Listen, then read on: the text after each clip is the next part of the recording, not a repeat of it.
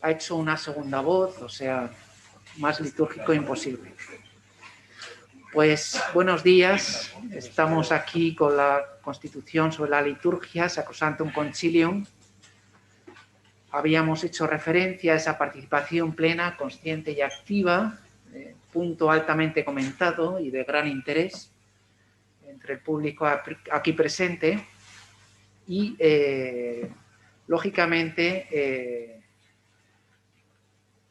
el concilio va a destacar también esa dimensión educativa, mnemotécnica, que tiene la misma liturgia. Leía a un autor francés que decía que es un auténtico milagro que el pueblo de Dios se mantenga fiel a la doctrina después de haber sido sometido al bombardeo mediático con ideas totalmente contrarias al cristianismo, con tan solo la celebración del domingo, con la celebración y la homilía del domingo. Entonces, en ese sentido, el concilio recuerda esa formación litúrgica que recibe el pueblo de Dios y que es muy importante en seminarios, entre institutos religiosos y incluso retransmisiones radiofónicas o televisivas. Con la pandemia hemos vivido cómo esas retransmisiones pues, pueden ser un buen sucedáneo, un buen recordatorio de lo que es la verdadera celebración litúrgica, pero evidentemente han desempeñado un papel, ¿no? Bien, teníamos el número 16, que va Juan Carlos, Pablo, apellido. Número 16. La asignatura de Sagrada Liturgia se debe considerar entre las materias necesarias y más importantes en los seminarios y casas de estudio de los religiosos y entre las asignaturas principales en las facultades teológicas. Se explicará tanto bajo el aspecto teológico e histórico como bajo el aspecto espiritual, pastoral y jurídico. Además, los profesores de las otras asignaturas, sobre todo de teología dogmática, Sagrada Escritura, teología espiritual y pastoral, procurarán exponer el misterio de Cristo y la historia de la salvación, partiendo de las exigencias intrínsecas del objeto propio de cada asignatura, de modo que quede bien clara su conexión con la liturgia y la unidad de la formación sacerdotal. Todos sabemos de la importancia de la liturgia en la formación sacerdotal. Los sacerdotes somos consagrados por Dios por manos del obispo, no solo para anunciar el evangelio y guiar a los fieles, sino también para presidir las celebraciones litúrgicas, en cuanto que participamos de manera especial en el sacerdocio de Cristo, que actuamos como ministros de Cristo cabeza. La liturgia, mediante la cual se actualiza la obra de nuestra redención, contribuye a que los fieles expresen en la vida y manifiesten a los demás el misterio de Cristo y la genuina naturaleza de la verdadera Iglesia. Por eso es importante el cuidadoso ejercicio y el estudio de la liturgia que se debe ofrecer a los futuros sacerdotes como un conocimiento sólido que permita el reforzamiento en la fe y les abra a una experiencia viva de la Iglesia. Es importante reconocer que la auténtica formación litúrgica no solo es la teoría, sino también la práctica. Una iniciación por medio de la vida litúrgica de los seminaristas, a la cual se les puede conducir por medio de las celebraciones litúrgicas comunitarias. La formación litúrgica reviste urgencia particular en nuestros días, ya que es fundamental una adecuada formación de los futuros sacerdotes que les permita comprender la liturgia, insertarla en su vida espiritual y en su acción para poderla comunicar adecuadamente a los fieles. La formación litúrgica exige hoy en los seminarios un gran esfuerzo para hacer frente a los nuevos problemas pedagógicos derivados de la creciente secularización que vivimos en la sociedad, y que en ocasiones no permite ver bien la naturaleza de la liturgia, reduciendo en el hombre su capacidad de vivirla y de participar en ella. Muchas gracias.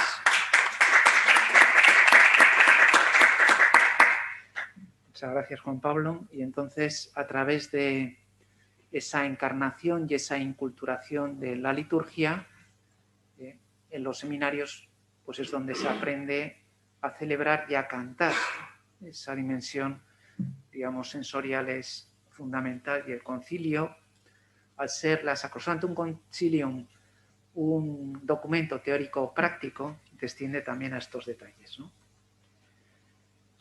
Bien, entonces, en este sentido, el número 48, que nos van a comentar, habla de que la Iglesia, con solícito cuidado, procura que los cristianos no asistan a este misterio de fe como extraños y mudos espectadores, sino que, comprendiéndolo bien a través de ritos y oraciones, per ritus et preces, esta expresión es importante, participen conscientes, piadosa y activamente en la acción sagrada. Esos tres artículos o adverbios que se repiten continuamente, ¿no?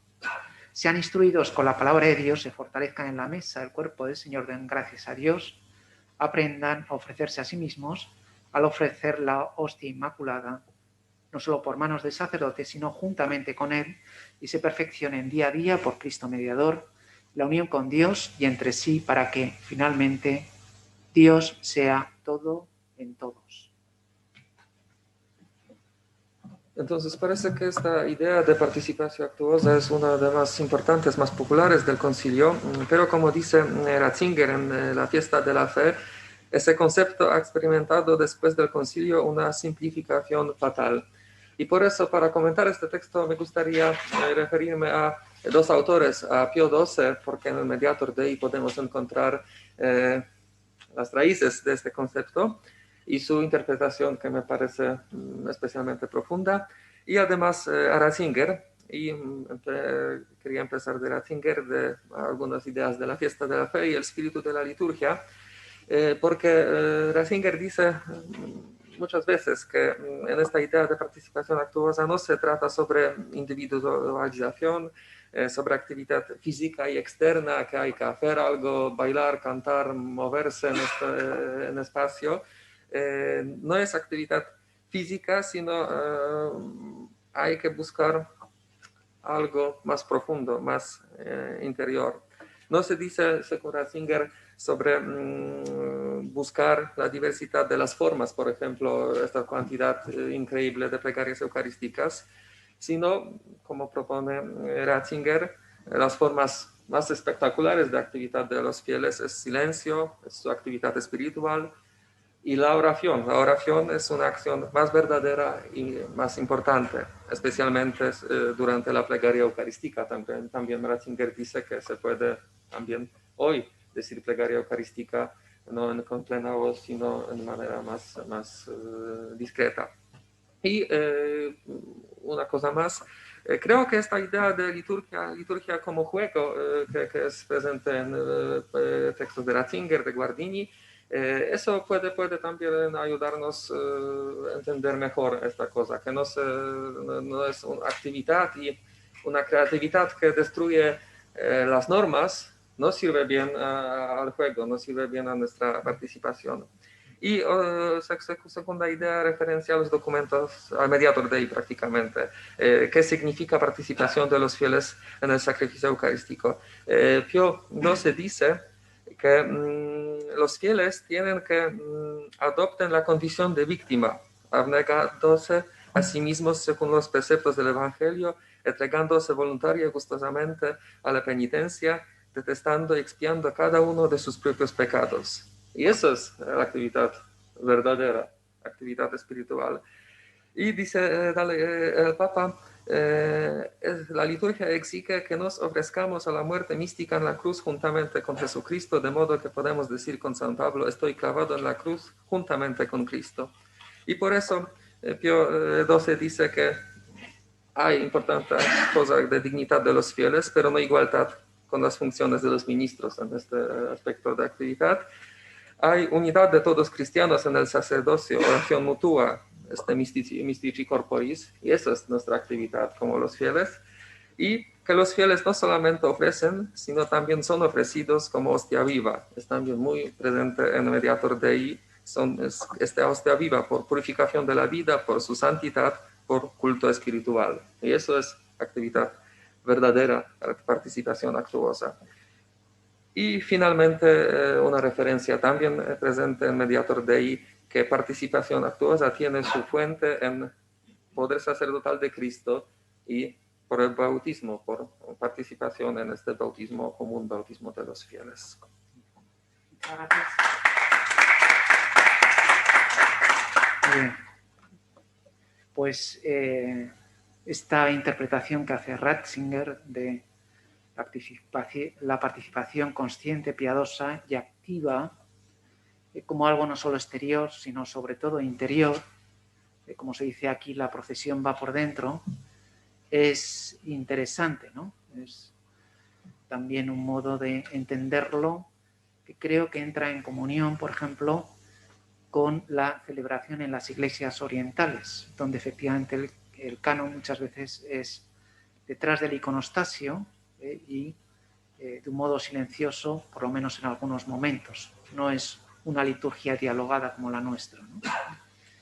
Bien, y luego, por otro lado, el concepto de Guardini, del juego entendido no como algo puramente lúdico y desenfadado, sino como libertad y obediencia se pueden conjugar.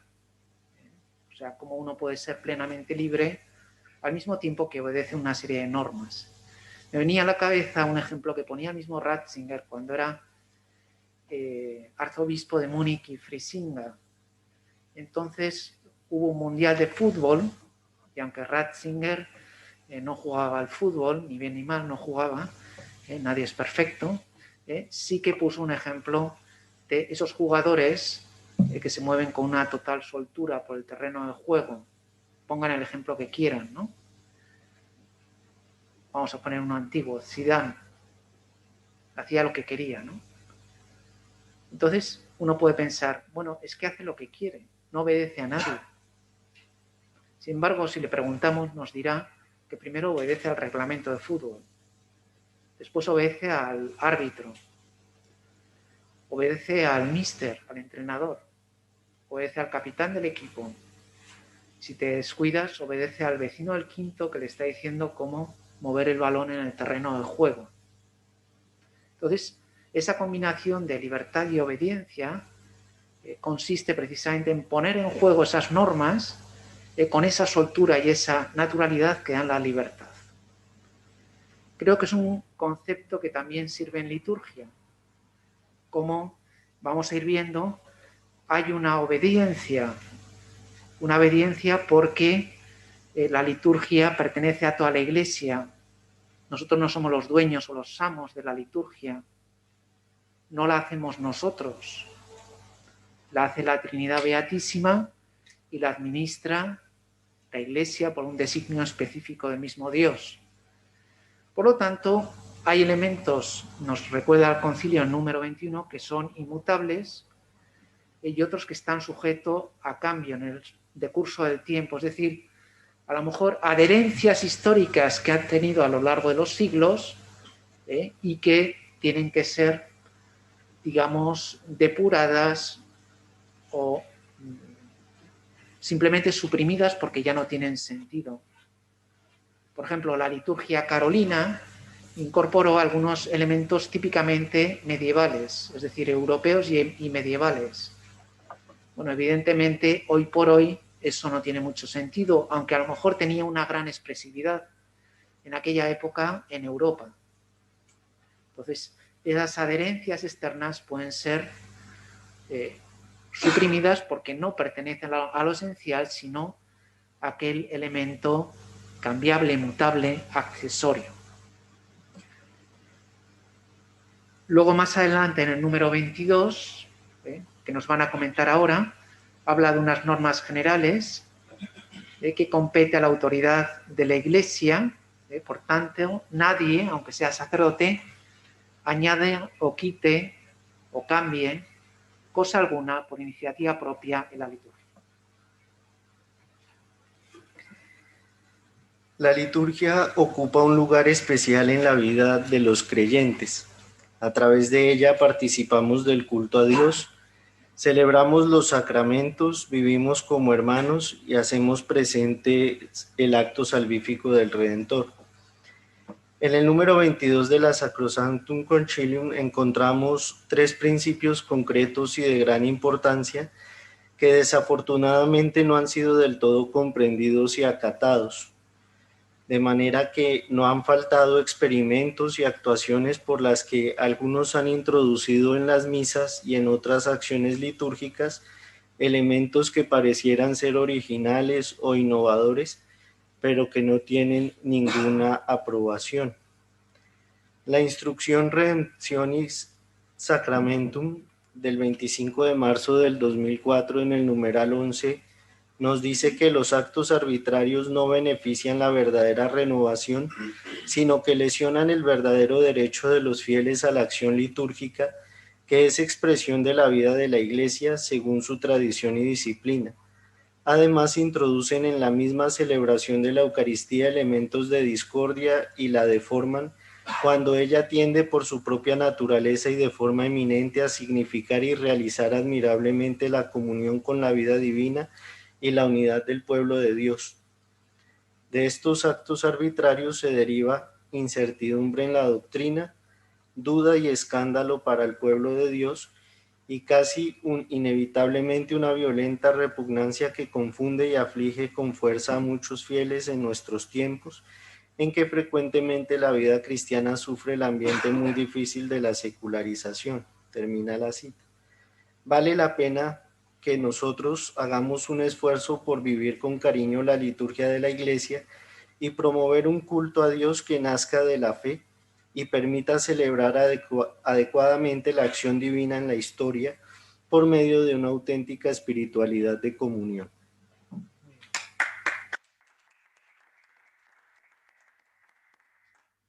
Bueno, aquí puede venir bien recordar el concepto paulino de loike latreia, de Romanos 12:1, el culto espiritual, culto conforme al logos. Es decir, tiene que responder a una determinada lógica interna. No se trata puramente de una expresividad puramente personal, que puede ser bien intencionada, pero a lo mejor inoportuna, ¿no? Sino, como se ha dicho al final de esta intervención de Juan Pablo, en comunión con toda la Iglesia. De lo que estamos celebrando, celebramos con toda la Iglesia en todos los sentidos, con toda la Iglesia del cielo, del purgatorio, toda la Iglesia peregrina, pero también celebramos conforme celebra toda la Iglesia. Y por lo tanto el sacerdote no es propietario de esa liturgia, sino que debe, seguir las prescripciones litúrgicas que emana la misma Iglesia, custodiando ese tesoro que Cristo le ha confiado. Bien, otras normas, en este caso derivadas, hacen referencia a la diferencia clara entre sacerdocio común y ministerial, que ustedes recordarán por Lumen Gentium número 10, donde se habla de una diferencia de esencia, no solo de grado. La diferencia de esencia está mediada o condicionada por la administración de otro sacramento, que es el sacramento del orden. Por lo tanto, como se dice coloquialmente, juntos pero no revueltos. Es decir, cada uno desde su lugar participa plenamente, activamente, en esa única celebración litúrgica, que es el ofrecimiento del Hijo al Padre por el Espíritu, el memorial de la Pascua del Señor. Entonces habla ahí de la liturgia como actividad pastoral y catequética.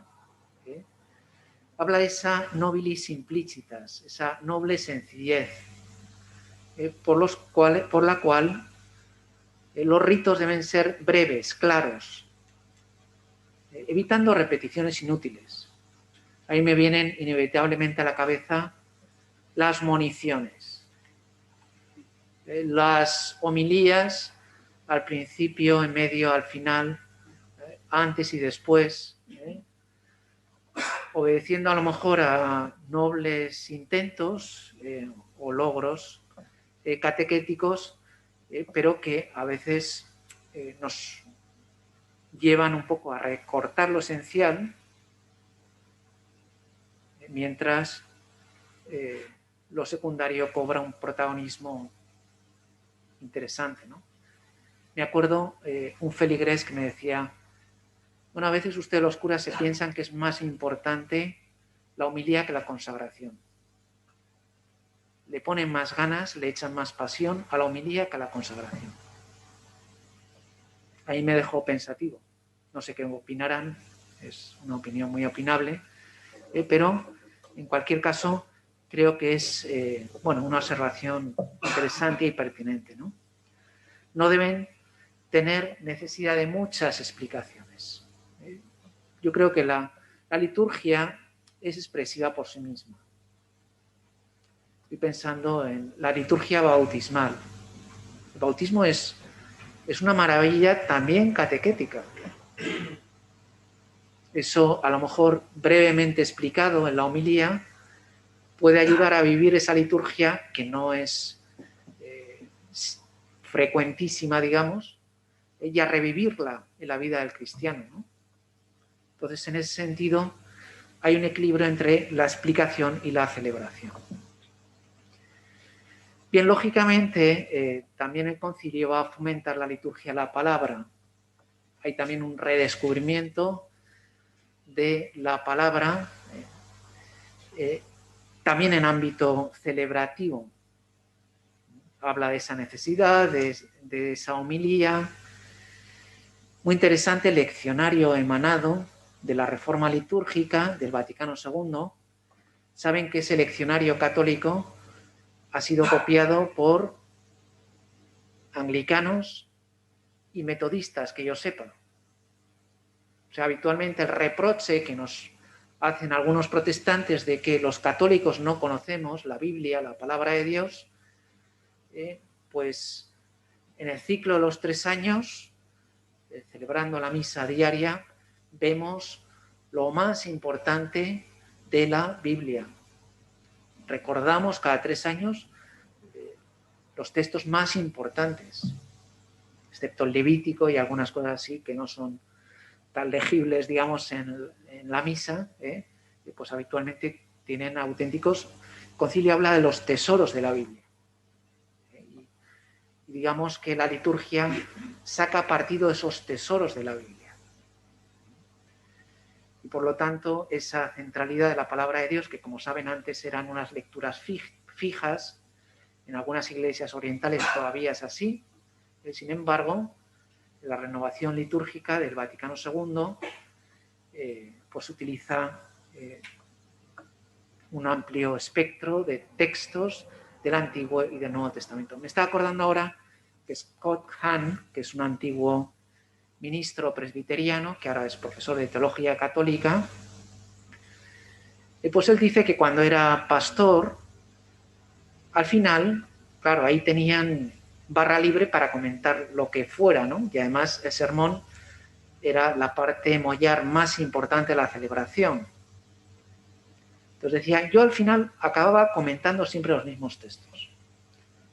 Sin embargo, en el ciclo que propone el leccionario de la celebración católica, vas viendo vas haciendo un barrido inmenso por los textos más importantes de toda la Biblia. Por lo tanto, tienes que enfrentarte con textos diversísimos, tanto del Antiguo como del Nuevo Testamento.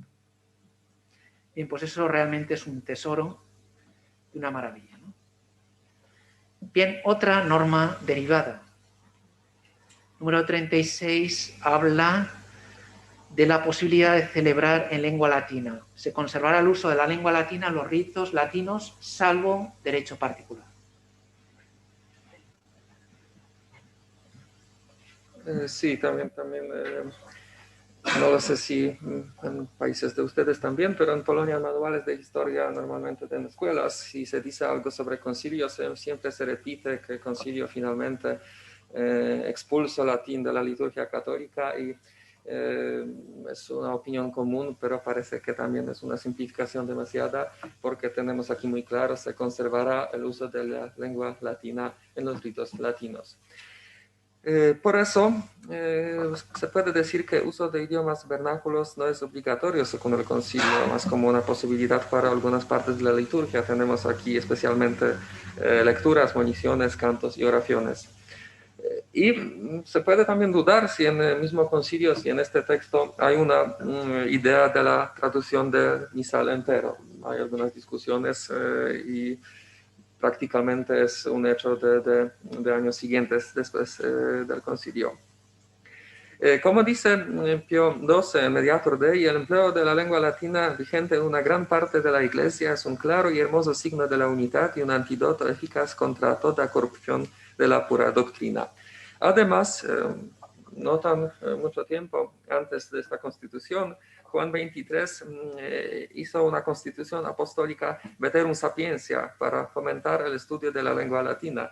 Es uno de los documentos últimos del Papa Juan XXIII y también vale la pena tener en su memoria que para este Papa la importancia de la lengua latina en la Iglesia no es algo sin importancia.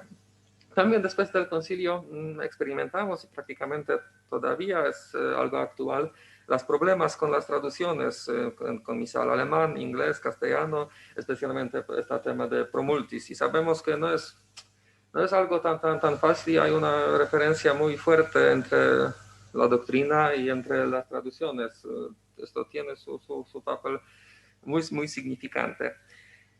Y también en años últimos, en el año 2012, Papa Benedicto hizo una carta apostólica en forma de motu propio, Latina Lingua, también para instituir Pontificia Academia de Latinidad. Y también para Papa Benedicto esta importancia de la lengua latina sería algo fuera de la discusión. Y algunos puntos pequeños, que latín, como dice Pío XII, es un símbolo de unidad temporal y espacial de la Iglesia. Es un obstáculo contra la creatividad litúrgica. Es más difícil cambiar algo en latín si no se sabe bien especialmente. Y es también algo importante para discusión sobre participación actuosa, porque ahora podemos preparar los libros para los fieles con textos en latín, no hay problema. Pero es también la pregunta, ¿qué es participación actuosa? Si hay que entender todo en este sentido verbal, si hay que responder siempre, o es más un contacto con misterio. Y finalmente, una anécdota, creo que todos tenemos en nuestra memoria este momento de abdicación del Papa. Y algunos periodistas, pero también algunos cardinales, no entendían bien qué pasa, ¿no? Porque el Papa dijo todo en latín. Y es una escena muy llamativa y una imagen un poco triste sobre la condición intelectual y cultural de la Iglesia, que también algunos en Curia Romana no saben latín para entender que eran testigos de un momento tan histórico. Y ojalá nosotros nunca experimentamos esta situación de no entender latín. Gracias.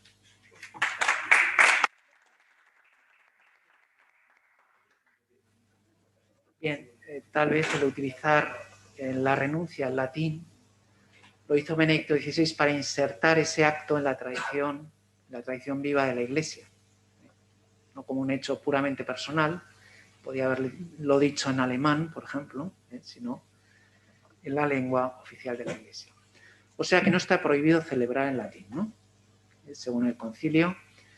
Y me acordaba, con respecto a lo que dice, procúrese, sin embargo, que los fieles sean capaces también de recitar o cantar juntos en latín las partes del ordinario de la misa que les corresponde. Entonces, perdón que ofrezca un testimonio personal, pero un año celebré los oficios de Semana Santa en un pueblo de Tierra Estella que se llamaba Metauten, o se llama Metauten, que tenía un amigo que decía que ese nombre, Metauten, sonaba a campo de concentración alemán, ¿no? Sonaba él. Y entonces Vamos, me acuerdo que el domingo de resurrección cayó una nevada, impresionante, precioso, prácticamente tenía ya la homilía resuelta con la nevada, y cuando llegué ahí para preparar las cosas, para los oficios, vinieron ahí unas mujerucas, ¿no?, las señoras del lugar, a ponerme un poco en orden y al tanto de lo que se hacía en la parroquia. Y me dijo, bueno, entonces, el Kyrie en latín, lo dijeron así, ¿no?, el Kyrie en latín y el Sanctus también. Y yo dije, bueno, increíble que en Metauten sabían cantar precisamente la misa de Angelis con el Kyrie y el Sanctus, ¿no?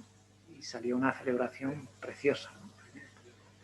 Bueno, pues yo he visto el concilio realizado en concreto en Metauten, ¿no? Y de ello doy testimonio. Bien, otra cosa interesantísima que nos recordará a la monarquía episcopal propuesta por Ignacio de Antioquía, un obispo, un altar, una Eucaristía, una iglesia, es esa centralidad de la celebración litúrgica presidida por el obispo. Si los que estamos aquí presentes podemos celebrar la Eucaristía todos los días, es porque estamos en comunión con el obispo local. Por lo tanto, no es algo puramente, por supuesto también con el obispo de Roma, pero no es algo puramente simbólico, sino que es algo de una dependencia real, ¿no? Digamos que el modelo de toda celebración litúrgica es el obispo con su presbiterio y con todo el pueblo de Dios, esa concelebración que puede darse, por ejemplo, en la misa crismal, ¿no? Sí, ¿hay algún comentario aquí? Un comentario así de... Sí, de nuestro liturgo, sí. No, que celebró el otro día su cumpleaños, ¿no? Lo que me parece súper curioso es cuando hay un acto eclesial, por ejemplo, en las diócesis, una ordenación, una misa crismal. Sí. ¿Cómo, por ejemplo, aunque sea en Pamplona, cómo no se priva a los al pueblo de Dios, a los laicos, de decir, oye, esta misa de la parroquia de no sé qué la quito? Sí. Vayan ustedes a la catedral. Yo no sé Sí. cómo no se fomenta eso, porque si es un Sí. solo altar, el obispo acompañado de sus sacerdotes, Sí. el pueblo también debería de ir. Pero claro, bueno, misas crismales solo hay en la catedral, ¿no? Sí. Y en ese sentido sí que existiría esa invitación. De modo habitual es un poco complicado que todas las parroquias, quizá en tiempos antiguos lo podían hacer, ¿no? De hecho, la figura del obispo y la del párroco en la antigüedad se confundían, ¿no? No había... Pero claro, que todas las parroquias confluyan en la catedral, a lo mejor en algunos sitios se puede hacer, pero no en todos, ¿no? Pero sí que existe ese fuerte simbolismo del obispo celebrando con su presbiterio y con todo el pueblo de Dios, ¿no? Eso sí. Bien, ¿algún comentario más? ¿Alguna?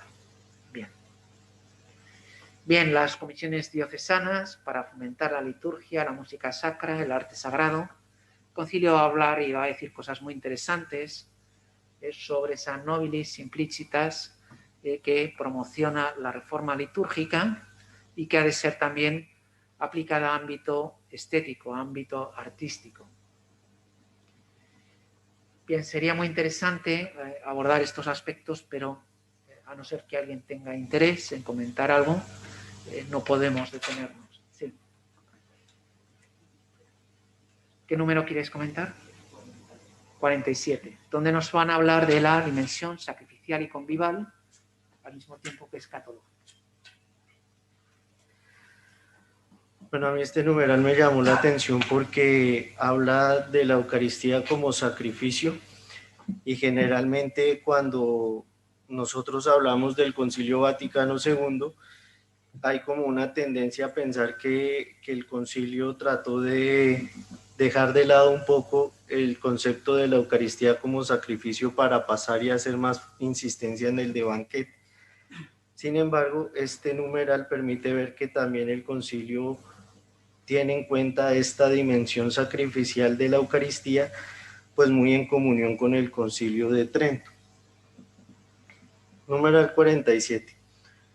Nuestro Salvador en la última cena, la noche que le traicionaban, instituyó el sacrificio eucarístico de su cuerpo y sangre, con lo cual iba a perpetuar por los siglos hasta su vuelta el sacrificio de la cruz y a confiar a su esposa, la Iglesia, el memorial de su muerte y resurrección. Sacramento de piedad, signo de unidad, vínculo de caridad, banquete pascual, en el cual se come a Cristo, el alma se llena de gracia y se nos da una prenda de la gloria venidera. El Nuevo Testamento no aplica el término sacrificio a la Eucaristía. Sin embargo, esta tiene un contexto sacrificial que está vinculado al sacrificio de Cristo en la cruz. Las circunstancias de la institución de la Eucaristía señalan también su carácter sacrificial. Hay que tener en cuenta que los fines del sacrificio son la expiación de los pecados, la reconciliación con Dios, la adoración, la entrega y la comunión con Dios. Esto está tomado del libro de Ratzinger y Auer, el curso de Teología Dogmática, en la parte que habla de sacramentos y de Eucaristía. Desde los primeros tiempos de la Iglesia hay claros testimonios de la Eucaristía como sacrificio o del sacrificio de la misa. Entre estos tenemos claro el testimonio, por ejemplo, de Cirilo de Jerusalén, que dice así: nosotros ofrecemos en sacrificio a Cristo inmolado por nuestros pecados, y así reconciliamos al Dios misericordioso con ellos y con nosotros. El sacrificio de la cruz es absoluto y único, el de la misa es relativo y múltiple. El sacrificio de la cruz es una ofrenda cruenta y el de la misa es una ofrenda incruenta. En el sacrificio de la cruz se da la obra de nuestra redención de una vez para siempre, y en el sacrificio de la misa se nos aplica para nosotros los méritos redentores del sacrificio de la cruz. Decía Ratzinger en el libro que acabo de citar: hay que afirmar ante todo que la cena y el sacrificio de la misa tienen su razón de ser y su objetivo en el sacrificio de Cristo en la cruz. El hecho de que Cristo haya instituido la Eucaristía bajo la forma de un banquete pascual puede indicar que el sacrificio de la misa reviste la forma de un banquete sacrificial, es decir, un sacrificio en el que se toma parte a través del banquete. Esto está en la página 279. El Concilio de Trento precisó la doctrina de la tradición, que considera la misa como un sacrificio verdadero. Allí nos dice que el sacrificio de la misa es verdadero y propio y que no puede ser reducido a un banquete de Cristo. Trento aclara que el único sacrificio de la nueva alianza real e independiente es el sacrificio que Jesucristo ofreció en la cruz. Ese mismo sacrificio se hace presente o se actualiza incruentemente en la misa para nuestra salvación. La Eucaristía ocupa un lugar especialísimo dentro de los 7 sacramentos, pues en ella no solo se nos confiere la gracia, sino que se hace presente el mismo autor, que es Jesucristo, quien nos comunica su acto redentor para nuestra salvación en el hoy de nuestra historia, de manera que la misa es un sacrificio de alabanza y de acción de gracias. Es un sacrificio que nos da la gracia de impetración y es un sacrificio de expiación. Muy bien, muchas gracias. Bien, pues como nos han recordado ahora, Lutero había criticado la dimensión sacrificial de la misa y Trento, de modo polémico, había recordado que es una representación, es decir, una actualización de toda la Pascua del Señor y especialmente el sacrificio de la cruz. Bien, con el tiempo, esta postura, a veces un poco controversial, donde unos destacaban la dimensión convival y otros la dimensión sacrificial, se van entendiendo poco a poco, van confluyendo, también gracias al concepto de memorial formulado por Odo Kassel, donde se entiende esa condición sacrificial no como una reiteración, una repetición, una clonación del sacrificio de la cruz, no como una sustitución o algo que quiere eclipsar el único sacrificio de Cristo en la cruz, sino como una actualización, como un memorial de la Pascua del Señor. Esta es la idea que recoge el concilio a través del movimiento litúrgico, y entonces ve en plena consonancia esas dos dimensiones, sacrificial y convival. Es decir, la misa será cena del Señor, es una expresión paulina, será sacrificio memorial de la Pascua del Señor, y será también resurrección, será también la fiesta de la resurrección. Esto es lo que viene a recordar, ¿no? También con esa dimensión escatológica de recordar la Eucaristía como prenda de gloria futura. No sé si me estoy explicando. ¿Se entiende lo que quiero decir? Sí, gracias. Bien, entonces en el número 50 habla de esa reforma litúrgica que lleva a la revisión de los textos, a la simplificación de los ritos, a suprimir aquellos elementos menos útiles, que son adherencias más de tipo histórico, a lo mejor inculturados en un determinado lugar, pero que no tienen significado alguno en otras zonas. Y después restablezcanse, en cambio, de acuerdo con la primitiva norma de los santos padres, se refiere padres de la Iglesia, no padres conciliares, algunas cosas que han desaparecido con el tiempo según se estime conveniente o necesario. Es decir, por ejemplo, lo veíamos en el diaconado permanente o en la concelebración, prácticas que se daban o instituciones que se daban en los orígenes de la Iglesia, que se había perdido con el tiempo, quizá porque no se veía su necesidad, y entonces el concilio recupera esos elementos. Veíamos por contra como aquellos elementos, por ejemplo, la ceremonia de la ordenación, había la traditio instrumentorum, donde, por ejemplo, el sacerdote se le ataba al cáliz, como representando esa obediencia y ese servicio a la Eucaristía. Bien, se ve que era una simbología más de tipo medieval, que es fácilmente prescindible porque también en el momento actual pues tiene un significado distinto, ¿no? O no tiene el significado que tenía en otras épocas. Bien, sobre las lecturas, homilía, oración de los fieles, creo que lo conocemos bien, cuál es la praxis, así la vivimos, la lectura obligatoria en los días, la homilía obligatoria en los días de fiesta, la necesidad de la oración de los fieles, que además tiene como bastante entraña, es un momento como especialmente entrañable, donde uno puede conectar de un modo especial con la asamblea y con las necesidades de la asamblea, ¿no? Bien, sobre la cuestión de la comunión bajo las dos especies. Ya saben que esto también es una cuestión polémica con el protestantismo en general y con el luteranismo en particular, aunque Jan Hus también lo había reivindicado en su época, y es que Lutero decía que negar la comunión bajo las dos especies era negar la salvación, en este caso a los laicos, ¿no? Bien, el Concilio de Trento dice de un modo muy suave que no es negar la salvación, aunque sí que es cierto que para diferenciar el ámbito católico del protestante, en algunos sitios se acumulaba bajo las dos especies en las iglesias católicas en Centro Europa, y entonces se pide que en la Iglesia Católica se comulgue bajo una sola especie, para evitar precisamente la confusión entre la Eucaristía y la cena protestante.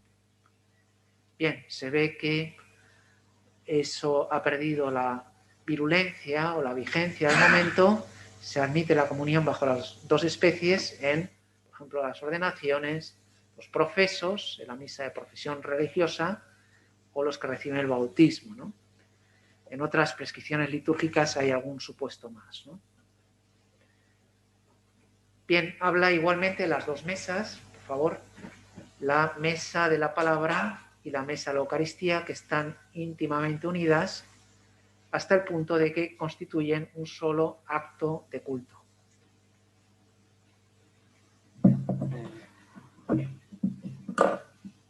Bien, leo Bettini. Entonces, las dos partes de que consta la misa, a saber, la liturgia de la palabra y la Eucaristía, están tan íntimamente unidas que constituyen un solo acto de culto. Por eso el Sagrado Sínodo exhorta vehementemente a los pastores de almas para que en la catequesis instruyan cuidadosamente a los fieles acerca de la participación en toda la misa, sobre todo los domingos y fiestas de precepto. Bien, anteriormente también habíamos leído un texto de Dei Verbum donde insiste en este punto, ¿no? Habla de que en Dei Verbum 21 se habla de que el pan de vida de la Eucaristía, de la celebración de la Eucaristía, es tanto la palabra de Dios como el cuerpo de Cristo que comulgamos, ¿no?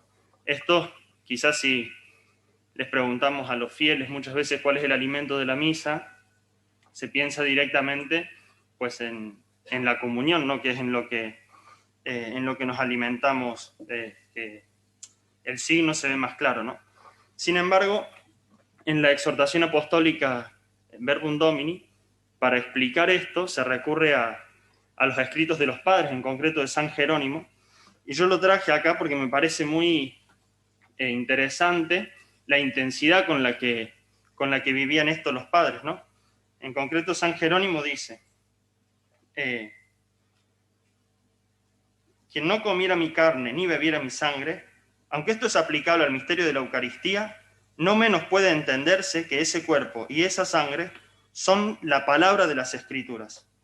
Su divina enseñanza, si cuando acudimos a la Eucaristía, el creyente comprende lo que digo, corremos el riesgo de que se nos caiga alguna partícula, ¿no? Con el cuidado con el que comulgamos tantas veces, ¿no? Dice, ¿cuánto no será el peligro al que nos exponemos cuando oímos la palabra del Señor y esta palabra de Dios que oímos en nuestros oídos, estamos pensando en otra cosa, ¿no? Dice, con el mismo cuidado con el que protegemos que no se nos pierda una partícula, tendríamos que estar escuchando con esa misma atención del alimento de la palabra, ¿no? Jesucristo cuando es tentado por el demonio dice, no solo de pan vive el hombre, sino de toda palabra que sale de la boca de Dios, ¿no? Entonces, bien, recurriendo a los padres, me parecía muy bueno la intensidad con la que ellos vivían también el acontecimiento de la palabra y recurriendo obviamente a la homilía al Evangelio de los discípulos de Maús, ¿no? Que queda clarísimo también, y que rezamos en la misa, ¿no? En ella, como en otro tiempo los discípulos de Maús, el Señor nos explica las Escrituras y parte para nosotros el pan, en el sentido de que las dos mesas, la mesa de la palabra y la mesa de la Eucaristía, son un único alimento para el creyente que asiste a la Eucaristía.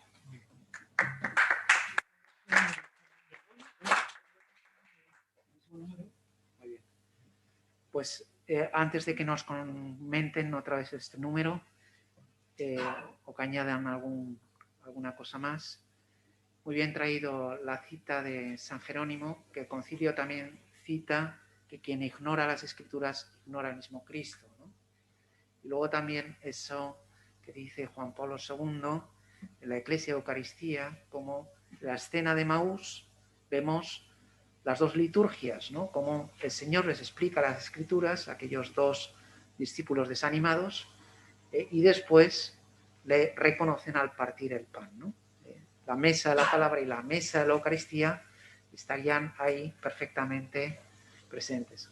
Carlos, cuando quieras, te estamos esperando.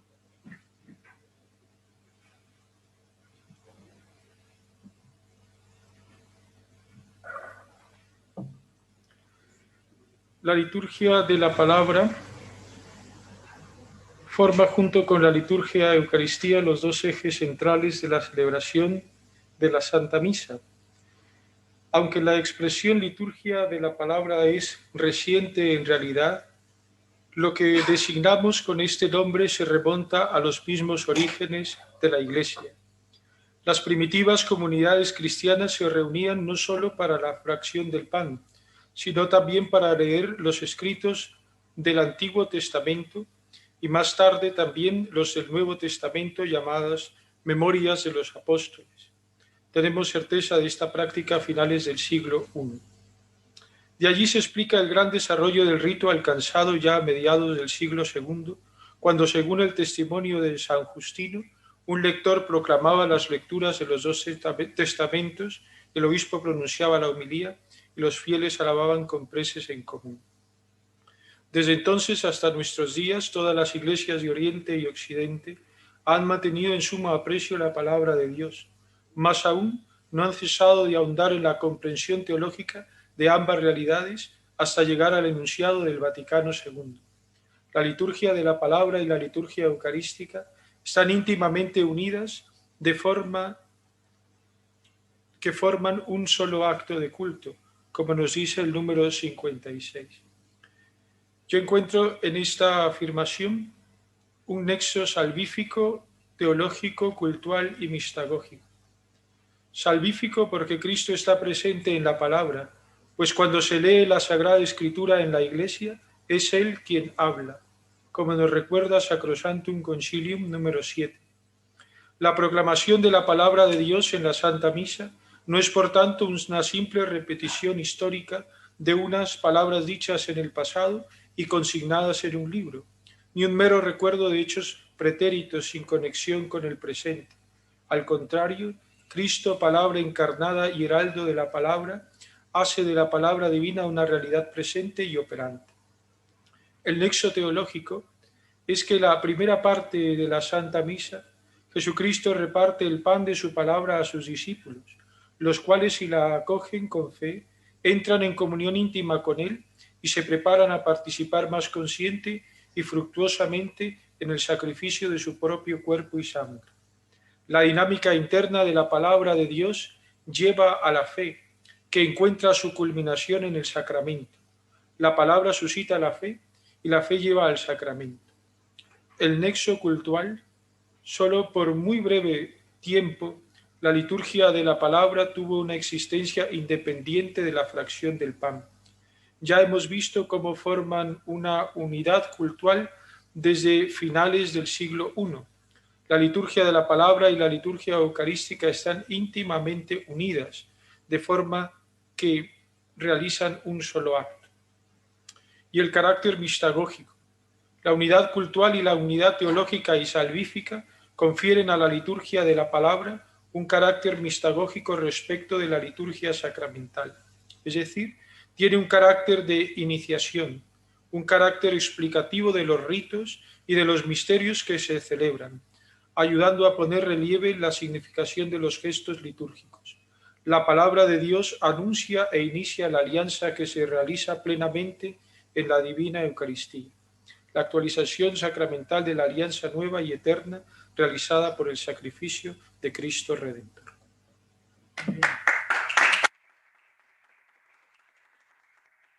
Muchas gracias. Efectivamente, el origen es la unión del culto sinagogal, donde había una liturgia de la palabra, con el culto del templo, donde se celebraba el sacrificio, se realizaba el sacrificio. Bien, perdón que cuente una batalla, pero me acuerdo una vez que asistí a una divina liturgia ortodoxa y al lado estaba un pastor zwingliano suizo, y entonces le dije, la verdad es que los orientales tienen una liturgia sublime, ¿no? Altamente expresiva, ¿no?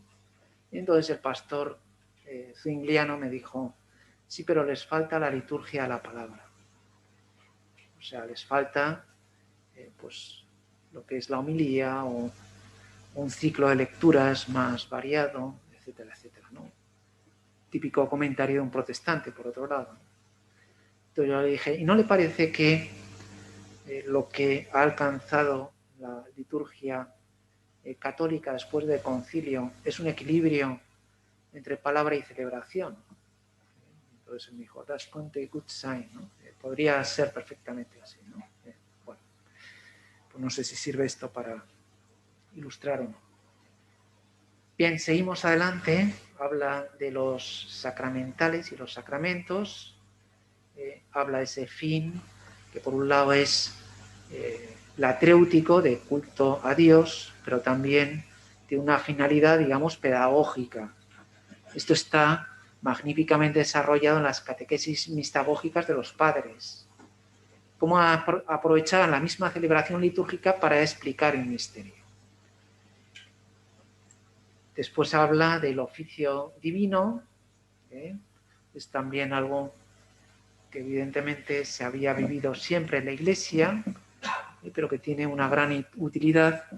Yo, lógicamente, conozco más el ámbito ecuménico, las celebraciones litúrgicas que muchas veces se hacen con otras iglesias y comunidades, son precisamente pues, unas vísperas solemnes, etcétera, etcétera, ¿no?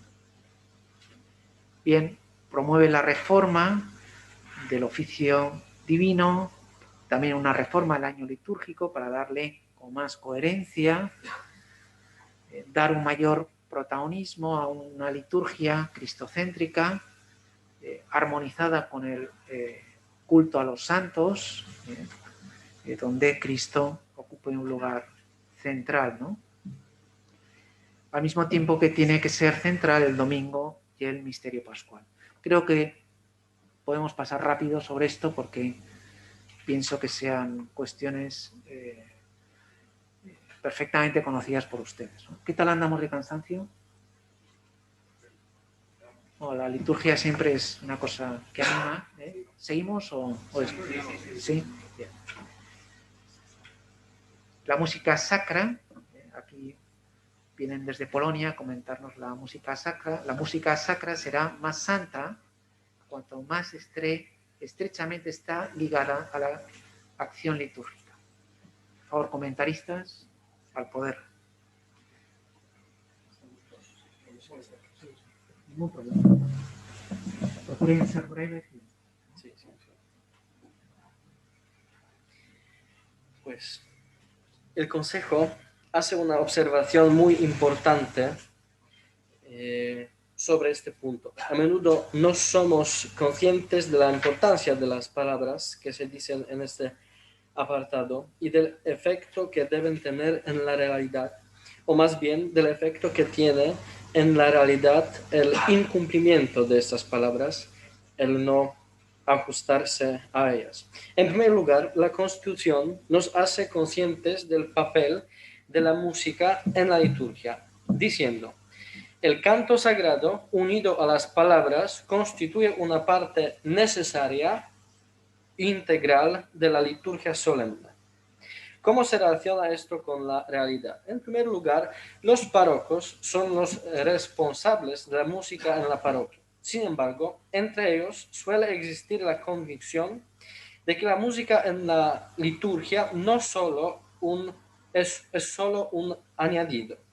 En el momento en que el concilio subraya que la música es una parte necesaria o integral. En la práctica, parece que al no cuidar un alto nivel de música en la parroquia, los párrocos pierden mucho en la calidad de toda la liturgia. No se puede negar que la música hace que la liturgia sea más atractiva, no solo emocionalmente, sino sobre todo espiritualmente, como subraya también el concilio. Si hablamos de la belleza de la liturgia, entonces la música como arte que consiste en una bella palabra y un bello sonido realza la belleza de la liturgia y profundiza su dimensión. Esta música, en particular creada con la ayuda del órgano de tubos, cuya importancia subraya el concilio en el número 120, añade sublimidad a la liturgia, pero también expresa las oraciones del pueblo fiel con palabras concretas revestidas de bellos sonidos. En el número 112, el concilio hace otro punto importante. La música en la liturgia tiene una función ministerial, por lo que los músicos deben ser conducidos a esta conciencia. Y esta es la tarde de los sacerdotes, especialmente de los párrocos que tienen a su cargo a los organistas, y la tarea de los sacerdotes que se ocupan de los conjuntos juveniles, las bandas. La música sirve para glorificar a Dios y contribuye a la santificación del hombre, pero nunca debe ser un centro en sí misma. El concilio, por lo tanto, no es tan consciente de la dimensión pastoral de la liturgia y de la música dentro de ella, sino que la tiene presente por encima de todo. Por ello, también hace hincapié en la participación activa de los fieles en el canto. Además, en el número 119, afirma que hay que formar y alimentar el canto religioso del pueblo.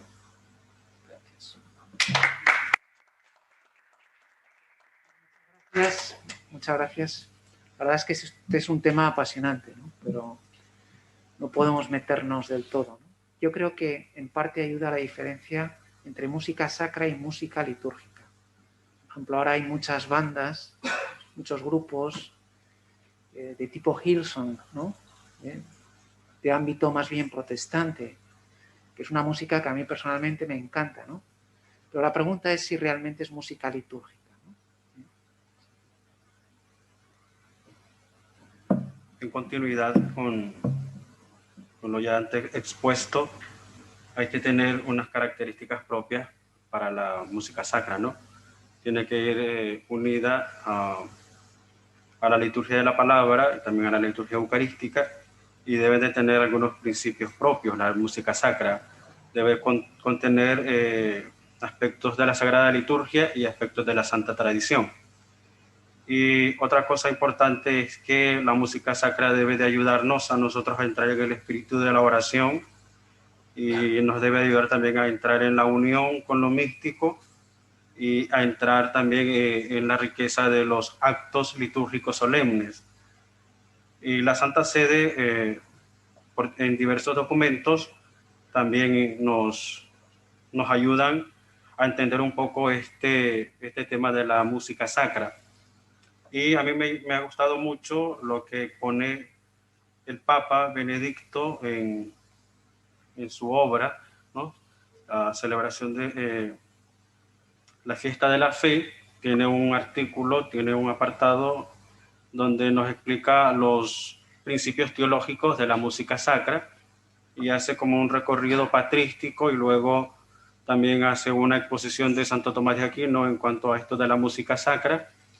Y hay una crítica que el Papa hace, digamos, a esta dimensión del Concilio Vaticano, porque muchas veces interpretaron mal lo que el Vaticano II quería decir con respecto a la música sacra.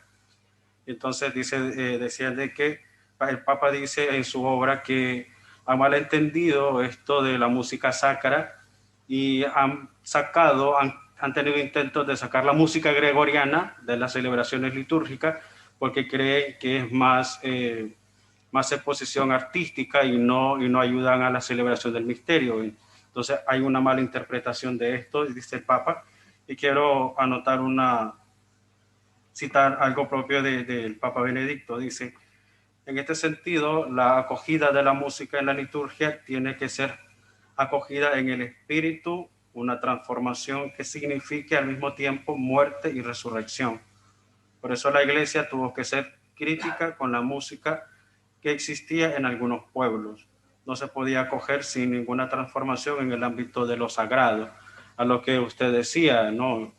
Muchas veces por dejarnos llevar por el acto emocional y querer hacer una presentación sobre la música pagana, y entonces dice que la música pagana de los actos paganos, entonces era promover el espíritu y esto, ¿no? Pero hay que tener esta riqueza para descubrir verdaderamente a quién me está uniendo, ¿no? Si está uniéndome a mis sentidos, a mi emoción, a sentirme bonito, ¿no? O si verdaderamente me está uniendo con el verdadero espíritu de la liturgia. Entonces hay que saber diferenciar esto, pero también no tenemos que menospreciar la riqueza que puede traer este tipo de música en cuanto a la vivencia, ¿no? A la vivencia con el espíritu. Podemos decir el aspecto carismático de la iglesia. Una cosa es aspecto carismático y otra cosa es liturgia, pero que las dos tienen su riqueza y que tenemos que tener un espíritu abierto también para saber acoger las diversas expresiones en la música en la iglesia.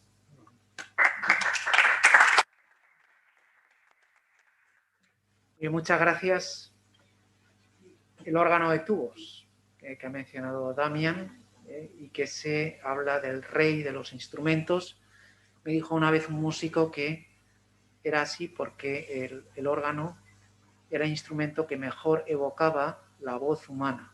No sé si será verdad, pero eso es lo que él me comenta, ¿no?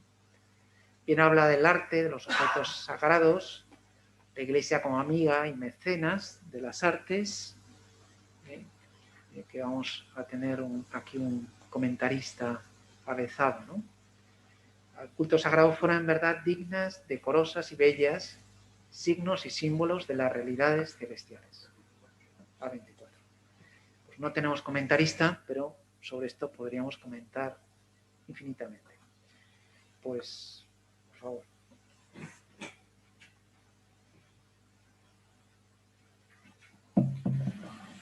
El número 124 dice que los ordinarios, al promover y ofrecer un arte auténticamente sacro, busquen más una noble belleza que la mera suntuosidad. Esto se ha de aplicar también a las vestiduras y ornamentación sagrada. Procuren cuidadosamente los obispos que sean excluidas de los templos y demás lugares sagrados aquellas obras artísticas que repugnen y ofendan la fe, la piedad cristiana y su sentido meramente religioso. Pareciera una voz profética previendo quizás un descuido en las cosas santas a causa de la reforma litúrgica. Pensemos en las atrocidades vistas en el Novus Ordo mal entendido, las misas mal celebradas, la Santa Comunión maltratada, en los ornamentos poco decorosos para el culto divino, los vasos poco dignos o los anexos a la liturgia, por supuesto no litúrgicos. Necesario es adherirnos al querer y sentir del concilio para la liturgia. Los sacramentos que administramos por el orden sacerdotal que hemos recibido, la mayoría de los aquí presentes, no son nuestros, como sabemos, sino de la Iglesia. Y cómo duele ver la mala administración de estos.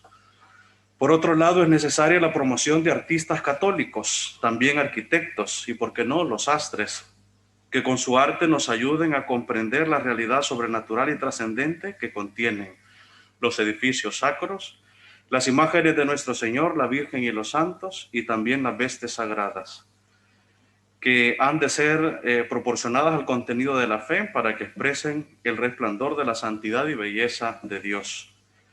En 1964, el Papa Juan Pablo II dirigió una carta a los artistas y decía que nosotros como ministros necesitamos de la colaboración de los artistas. En nuestro ministerio nos toca predicar y hacer accesible y comprensible, es más conmovedor, el mundo del espíritu, de lo invisible, de lo inefable de Dios. Y en esta misión los artistas son verdaderos maestros. Es su oficio y misión. Y el arte consiste, decía el Papa, en aferrar del cielo sus tesoros y revestirlos de palabra, de colores y de formas en la accesibilidad.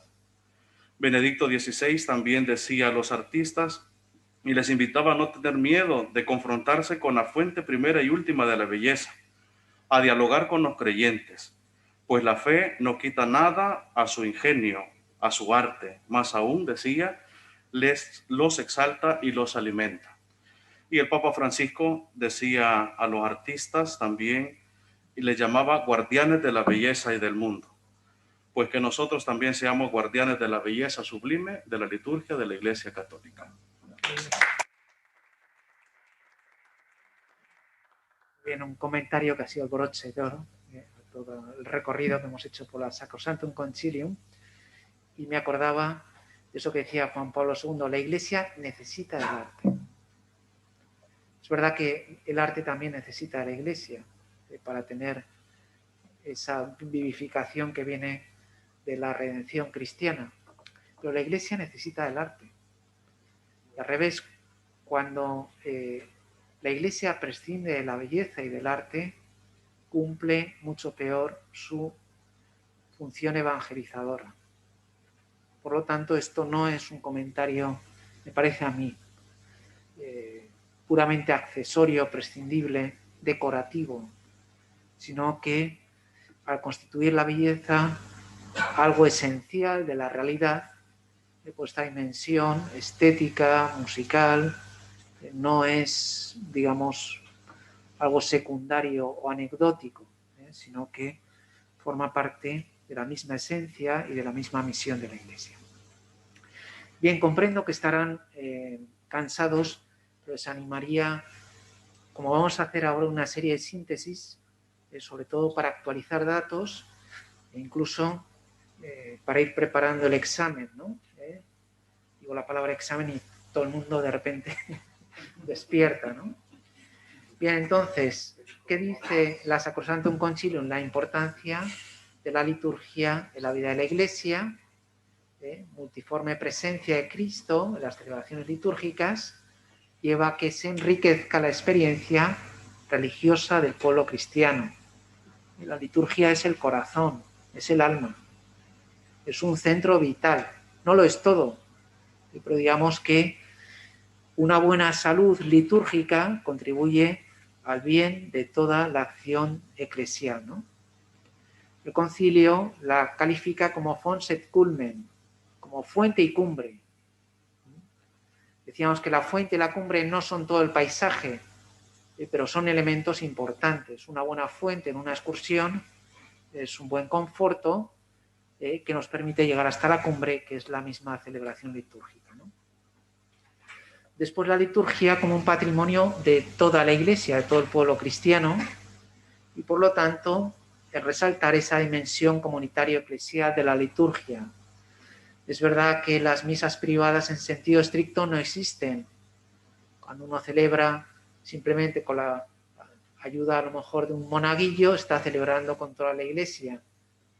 Pero digamos que esa expresión en la asamblea litúrgica, que al mismo tiempo expresa la misma esencia de la Iglesia, es algo preconizado y recordado por la Sacrosanctum Concilium. Las acciones litúrgicas pertenecen a todo el cuerpo de la Iglesia, influyen en él y lo manifiestan. Iglesia, liturgia. Bien, luego la palabra de Dios, mayor participación en la mesa de la palabra, pues Cristo está presente también en su palabra, aprovechar mejor la dimensión catequético-catequética propia del concilio, esa adecuada formación bíblica que muchas veces tendrá sede litúrgica, ¿no? Que tendrá su origen en la liturgia. Bien, después ese deseo de inculturar y de encarnar esa realidad litúrgica en el mundo que nos toca vivir, porque Dios quiere comunicarse con cada persona por medio de la liturgia. Eso llevará a la inculturación que nunca debe ir en contra de esa esencia litúrgica, porque siempre celebramos todos lo mismo, el ofrecimiento del Hijo al Padre en el Espíritu, y por lo tanto, al mismo tiempo que se promueve esa inculturación, esa descentralización, y esa creatividad, ¿no? Bien, formación litúrgica de fieles y pastores, en la cual ustedes son expertos, y entonces esto nos permite llegar a una serie de conclusiones. Ya en general estamos cerrando el curso, que nos ha traído tantas emociones y tantas alegrías, y entonces recordamos algunas de las influencias que recibe el concilio. En primer lugar, el personalismo, donde se combina esa dimensión individual y social al mismo tiempo, racional y relacional de la persona. Ese ressourcement, esa vuelta a las fuentes, a la Biblia, a la liturgia, a los padres de la Iglesia. La Iglesia que propone el Vaticano II es la Iglesia de los padres, la Iglesia de los primeros siglos. A través de esa eclesiología de comunión, decíamos que comunio es Stichwort, dicen los alemanes, ¿no? La palabra clave, el password. Para resumir en una sola palabra, el Concilio Vaticano II sería esta comunión, que tiene esa dimensión ascendente de comunión con la Trinidad y al mismo tiempo esa otra dimensión horizontal de comunión entre todos los cristianos y todas las cristianas, ¿no? Las influencias de los movimientos ecuménico, que ya durante la Segunda Guerra Mundial y la primera mitad del siglo XX había tenido un gran desarrollo, y misionero. Es decir, el Concilio Vaticano II, decíamos, es un concilio esencialmente misionero. Por eso el Papa actual, que es un Papa misionero, en ese sentido es un Papa plenamente conciliar, donde está hablando de la Iglesia en salida, ¿no? De la Iglesia de puertas abiertas. Decíamos también que era un concilio cristocéntrico, aunque no cristológico, que tenía en el centro a Cristo, aunque vemos que también habla de la Iglesia de intra, Iglesia a destra, lo que tiene en el centro es siempre a Cristo. Y también con esa influencia del movimiento mariano, todas las apariciones que tuvieron lugar en los siglos XIX y XX, confluyen en ese capítulo octavo de la Lumen Gentium, octavo es dimensión, de María como la primera iglesia.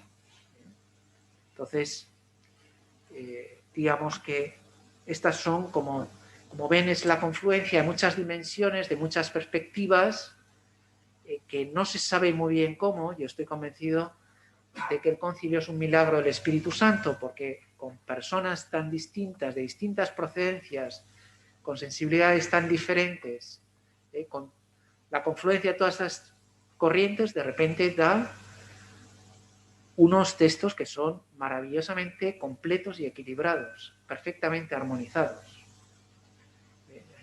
En el manual, al final, donde está esto más desarrollado, se habla de un organismo del Espíritu, pero digamos que es un milagro verdadero del Espíritu Santo que consiga armonizar todo esto, ¿no?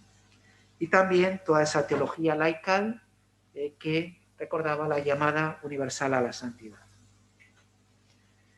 Bien, Gaudium et Spes, la diaconía respecto al mundo, diálogo y anuncio, la persona como imago Dei, esa dimensión, digamos, ascendente del hombre y la mujer creados a imagen y semejanza de Dios, la unitotalidad de la persona humana, es decir, la persona entendida como razón y relación, al mismo tiempo esa dimensión social y relacional irrenunciable, los temas de la libertad y el pecado aparece en la Gaudium et Spes, pecado original en concreto, la autonomía de las realidades terrenas, recordarán este tema también, el cristocentrismo, los últimos capítulos, especialmente de la Gaudium et Spes número 22.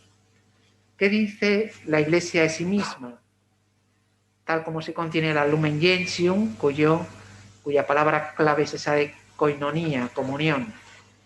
Pues primero habla de la reforma y la purificación, Lumen Gentium número 8, la Iglesia como misterio y sacramento, ¿se acuerdan, no? Esas dos dimensiones, al mismo tiempo que armoniza el episcopado y el primado, el Vaticano I con el Vaticano II, podríamos decir, es decir, la infalibilidad pontificia con la doctrina de la colegialidad episcopal, ¿no?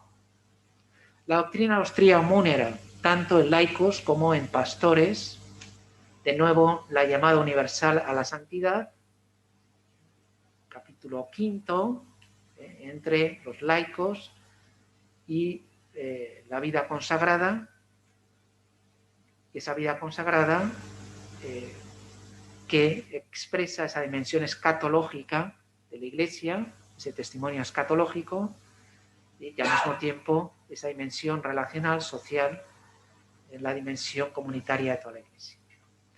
Y al mismo tiempo recordamos una vez más esa dimensión mariana, de María como el prototipo, el modelo de todos los cristianos. María como madre de la Iglesia.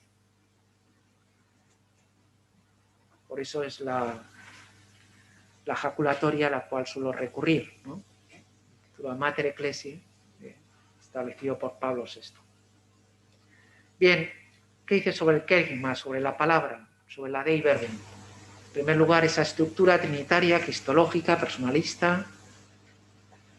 Después, como es una palabra dirigida a la salvación de todos los hombres y mujeres, esa dimensión histórico-salvífica y al mismo tiempo apostólica,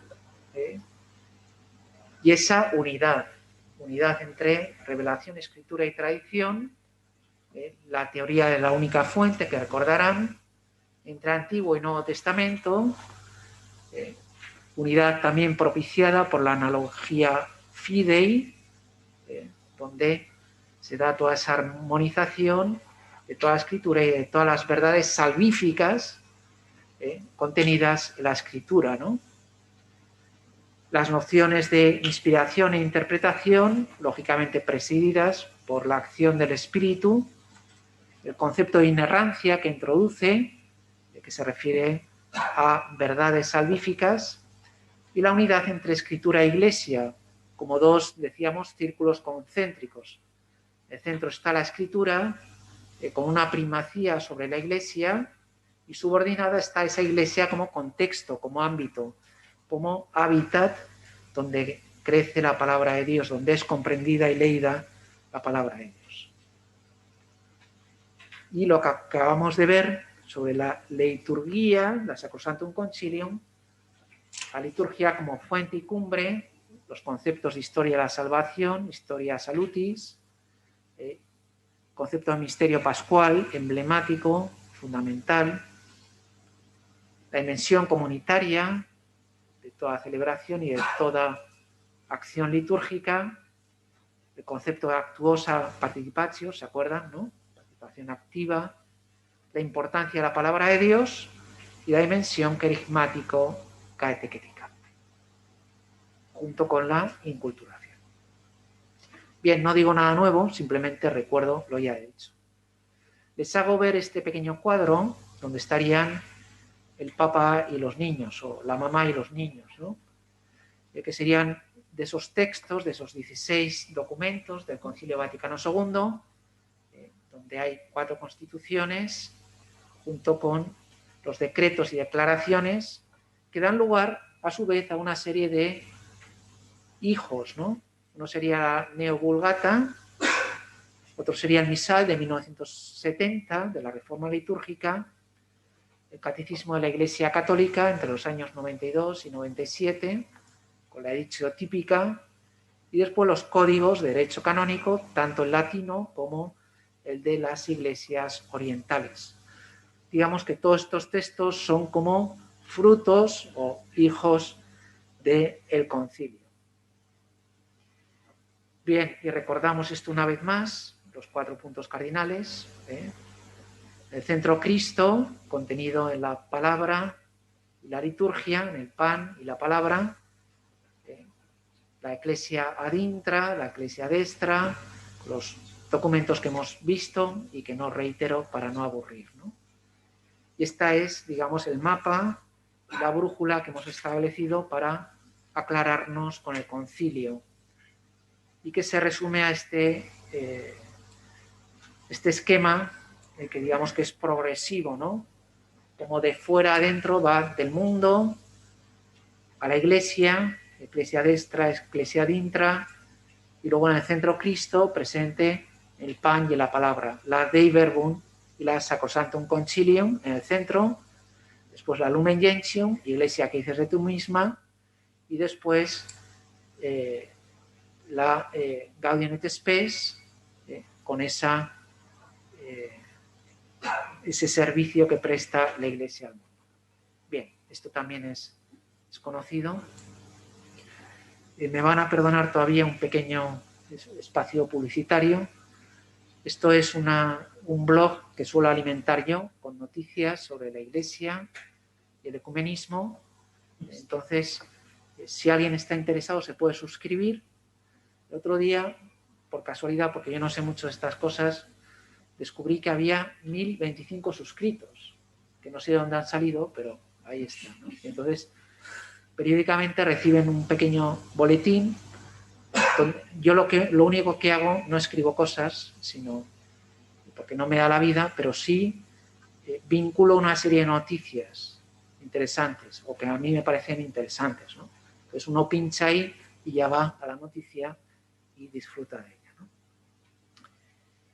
Y nada, yo no tenía más cosas, así que muchas gracias, suerte también con el examen. Si les parece, hacemos algún comentario orientador sobre el examen y nada. Hay algo que pasar, me parece.